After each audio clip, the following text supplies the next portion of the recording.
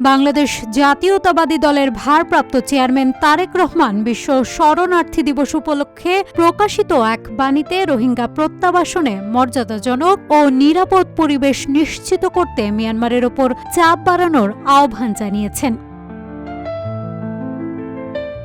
তিনি বলেন, দীর্ঘ ৮ বছর ধরে প্রায় ১৪ লক্ষ রোহিঙ্গা কক্সবাজার ও টেকনাফে আশ্রয় নিয়েছে এবং তাদের নিরাপদ প্রত্যাবাসনের বিষয়ে বাংলাদেশের জনগণ মানবিকভাবে এগিয়ে এসেছেন। যদিও মিয়ানমার ২০১৮ থেকে ২০২০ সালের মধ্যে ৮ লক্ষ জনের তালিকা পেয়ে ১,৮০,০০০ রোহিঙ্গাকে প্রত্যাবাসন উপযোগী হিসেবে চিহ্নিত করেছে। বাকিদের তথ্য যাচাই এখনও চলছে।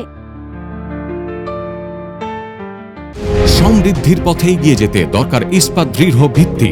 তাই স্থাপনার স্থায়িত্ব নিশ্চিত করুন সর্বোচ্চ মানের ZSRM ব্রডবার। ZSRM bond to bond. Tarique Rahman বলেন, শুধু সংখ্যাগত তালিকাভুক্তি নয়, নিরাপত্তা ও জীবিকা নিশ্চিত এমন একটি অনুকূল কূটনৈতিক পরিবেশ গড়তে হবে যাতে প্রত্যাবাসন কার্যকর ও সম্মানজনকভাবে পরিচালিত হতে পারে। তিনি বাংলাদেশের সরকার ও আন্তর্জাতিক সম্প্রদায়ের প্রতি আহ্বান জানান, রোহিঙ্গাদের বর্তমান দুর্দশা, বাংলাদেশের ওপর সম্ভাব্য চাপের ইতিবাচক অগ্রগতি, মিয়ানমার কর্তৃক কথার ভঙ্গ সব বিষয় বিশ্বমঞ্চে তুলে ধরতে হবে।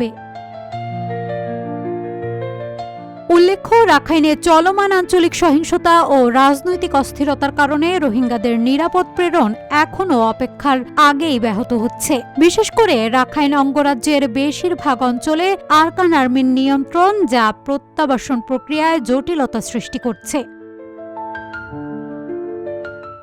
উপপরিকল্পনাকারীরা বলছেন, কোনরূপ বাস্তব রূপকল্প গড়ার পূর্বে সংলাপ ও এলাকার নিরাপত্তা ফিরিয়ে আনতে রোহিঙ্গাদের সমর্যাদায় প্রত্যাবাসন নিশ্চিত করতে মিয়ানমার আঞ্চলিক শক্তি এবং আন্তর্জাতিক সংগঠনগুলোর সঙ্গে সমন্বিত উদ্যোগ অপরিহার্য। তারেক রহমানের মতে, বাংলাদেশের হস্তক্ষেপ একদিকে মানবিক সংকট মেটাতে, অন্যদিকে মিয়ানমারের ওপর সুষ্ঠু কূটনৈতিক চাপ গড়ে তুলতে কাজ করবে, যার ফলে রোহিঙ্গাদের মর্যাদাযুক্ত প্রত্যাবাসনের বাস্তব পথ তৈরি হবে। নিউজ ডেস্ক, রূপালী বাংলাদেশ।